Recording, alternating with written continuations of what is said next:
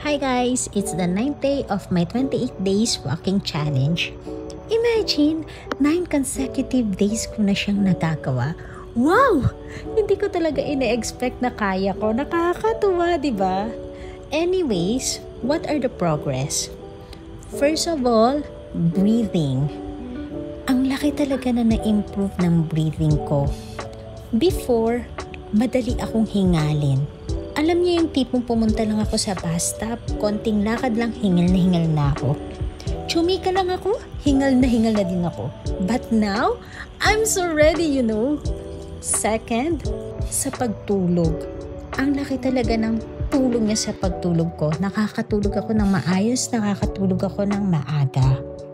Third, in terms of losing weight, hopefully yes, but it's still early to say.